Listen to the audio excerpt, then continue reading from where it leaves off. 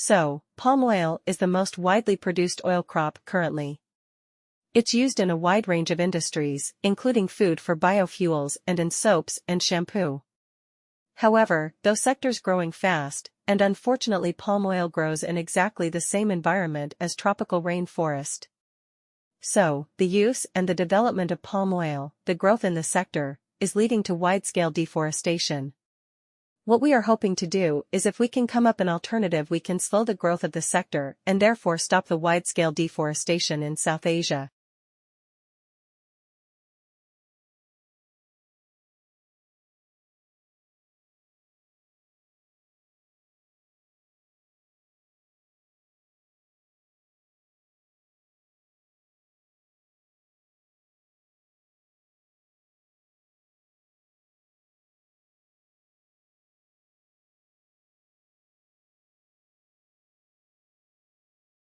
The earlier chocolate was quite unpalatable.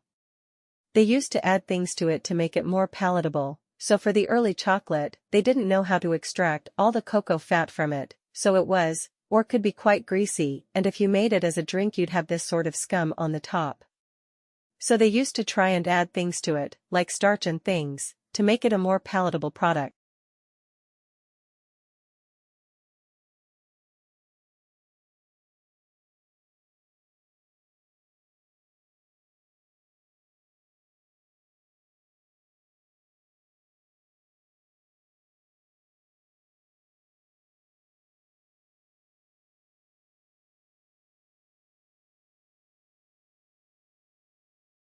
So there were a lot of scandals around the kind of things they were adding to chocolate in the 19th century.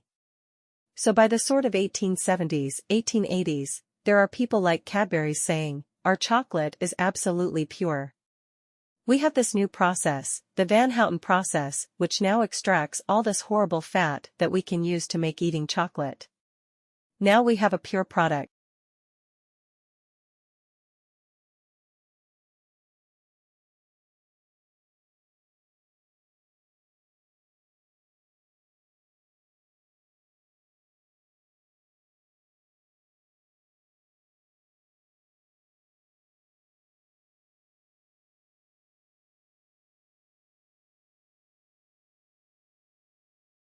Every year, about 10 million tons of paper winds up in American landfills and incinerators, which is not only wasteful but adds CO2 to the atmosphere. Recycling helps, but even that material has to be repulsed and paper-sized before you can use it to print out that recipe you'll never make.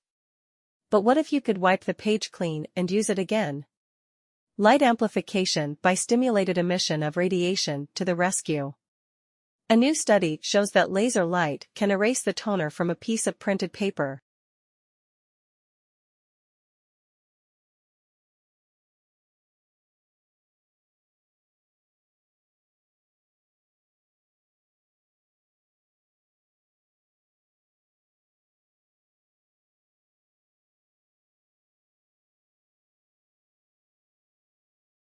For all his fame and celebration, William Shakespeare remains a mysterious figure with regards to personal history. There are just two primary sources for information on the bard, his works, and various legal and church documents that have survived from Elizabethan times. Naturally, there are many gaps in this body of information, which tells us little about Shakespeare the man.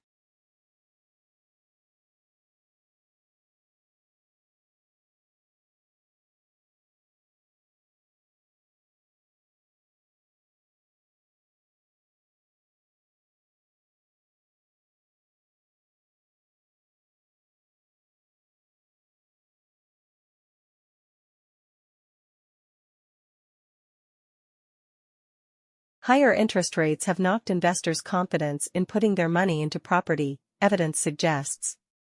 The insurance company Standard Life says that the rate rises since last summer have led more people to question the wisdom of property investment.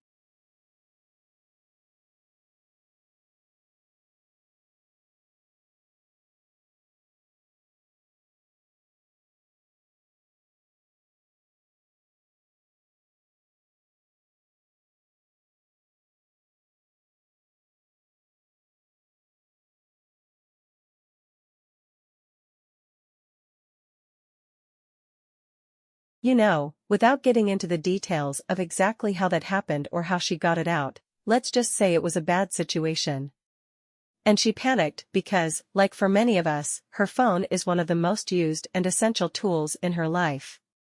But, on the other hand, she had no idea how to fix it, because it's a completely mysterious black box. So, think about it, what would you do? What do you really understand about how your phone works? What are you willing to test or fix? For most people, the answer is nothing.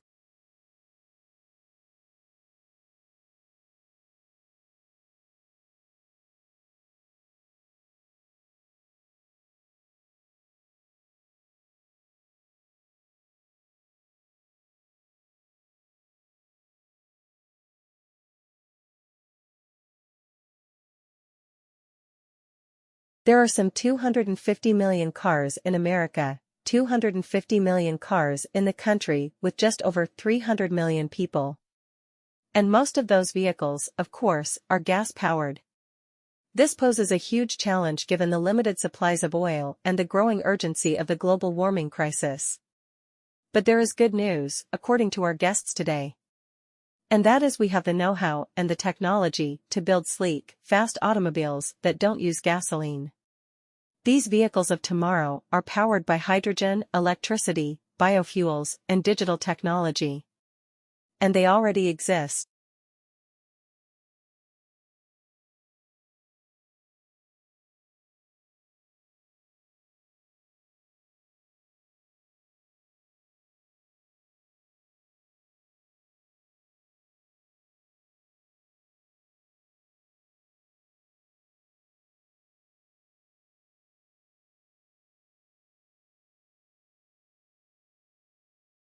You've heard about SARS, AIDS, and bird flu.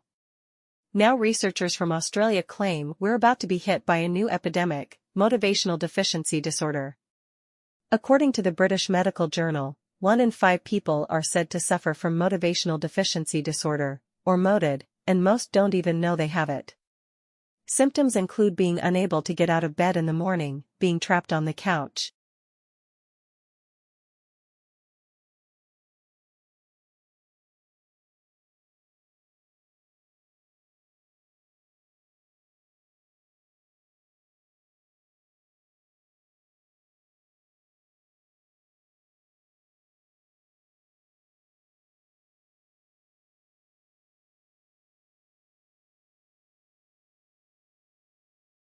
Obviously, this is all relevant to your final assignment.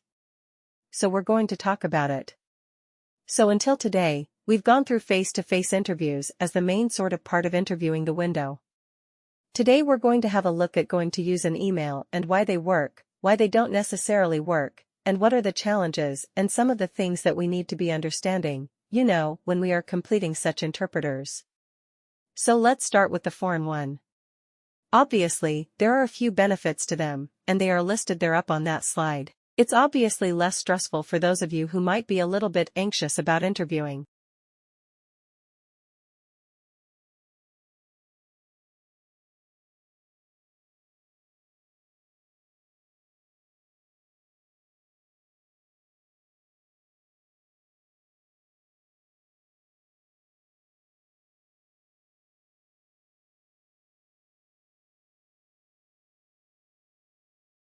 Dams are huge man-made structures that act as barriers on a river.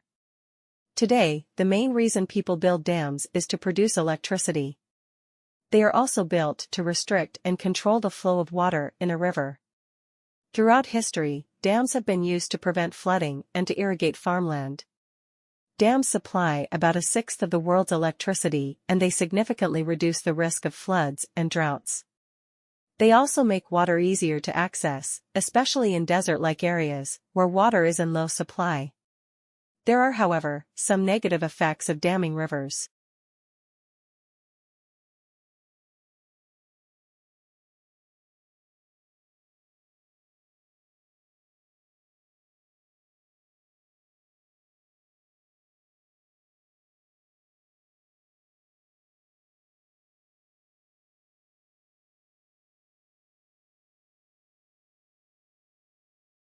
Many people's homes are knocked down to make space for the dam, and flooding can occur in the reservoir, which is the area behind the dam where water collects. This can cause valuable farmland to become submerged under the lakes. Another way in which the industry exerts pressure on doctors is by offering us a variety of professional services. In one of these services, widely advertised to GPs, a company representative shows the practice manager how to use a company disk to trawl through the practice database identifying patients with problems which might be treatable with the company's products.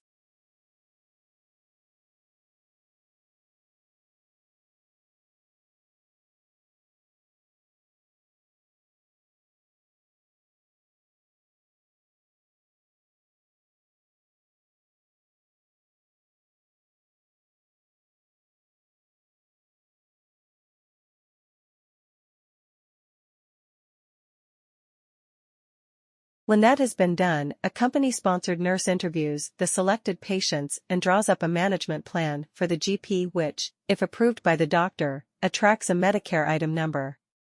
One of these companies proudly announces that over 65,000 patients were assessed in this way in 2005. What, one may ask, is a pharmaceutical company doing assessing patients? It is surprising that no government or professional body has stepped in to prevent this commercially sponsored program.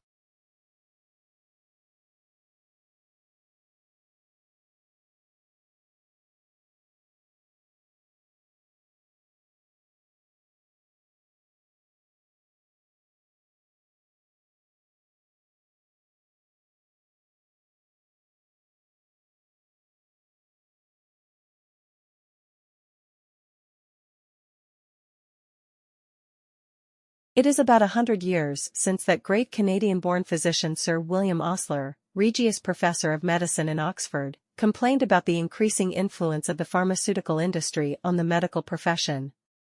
He would be turning in his grave at the way the industry now dominates doctors' prescribing habits. It does this not only by direct and indirect pressure on the doctors themselves, but also by encouraging the public to ask for scripts.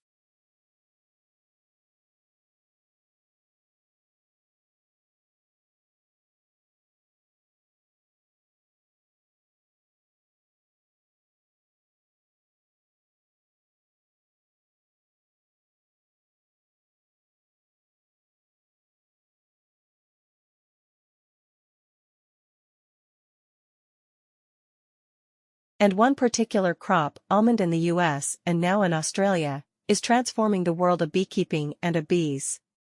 What has happened is that something serendipitous came along that people found out, that doctors found out that almonds are good for you, a confection, but it's good for you. The Almond Board got a very aggressive promotion going on for almonds. They actually, I just heard recently, send out sales reps to cardiologists at hospitals to promote the heart benefits of almonds. In a very good promotion of almonds, and it's legitimate promotion because they are a healthy food.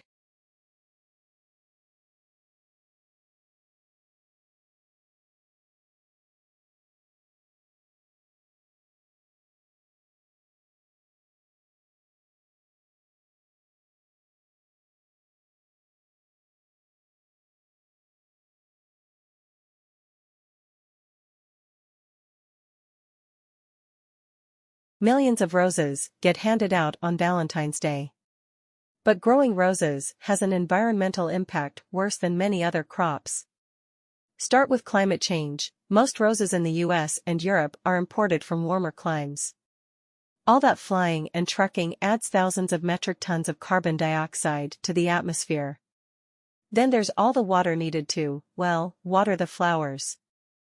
And the runoff fouled by copious quantities of pesticides needed to make the roses look perfect. There's also the wildlife and workers poisoned by all that fumigation.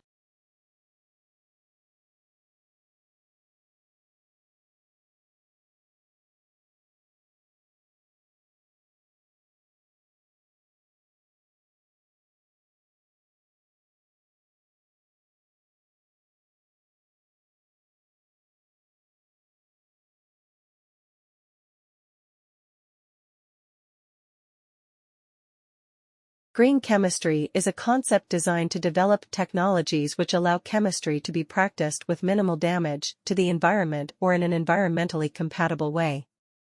And it's meant to cover both chemical processes and chemical products. The center, if you would, set up about 7 or 8 years ago, and the idea was to provide a hub of activities that covered fundamental research work, industrial collaboration, but also educational developments. So we work with schools and on public projects as well, and also networking. So we network out to well over 1,000 people around the globe.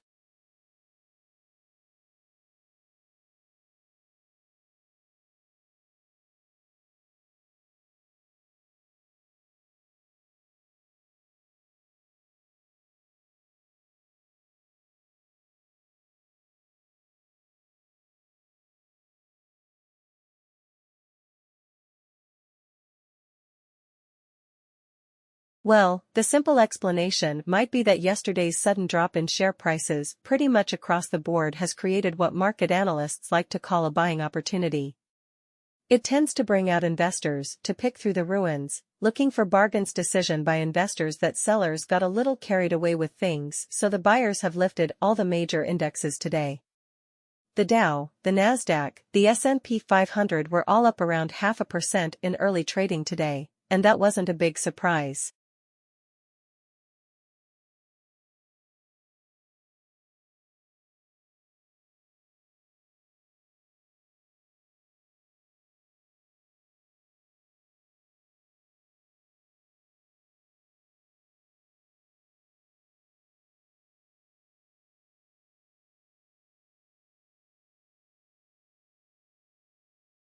Well, I'm absolutely delighted first of all to have been appointed to this professorship. The role is going to be about public engagement in science. It is about marketing science accessible to as wide an audience as possible. It's about making it easier for our academics here at the University of Birmingham to talk about their research to the general public, and it's not just about a one-way flow of information, it very much is about dialogue.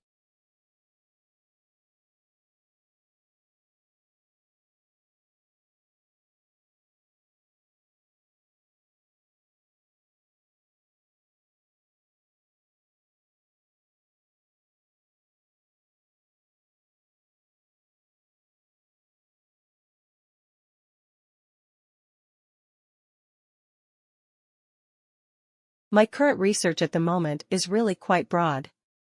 I work at the interface between the arts and humanities, particularly archaeology, but trying to find questions which are difficult to answer unless you start integrating computing and visualization. So really, I work in this boundary between trying to understand cultural questions about the past, but those sorts of questions that you can't address unless you start reconstructing, start modeling and visualizing past landscapes, objects and movement of people.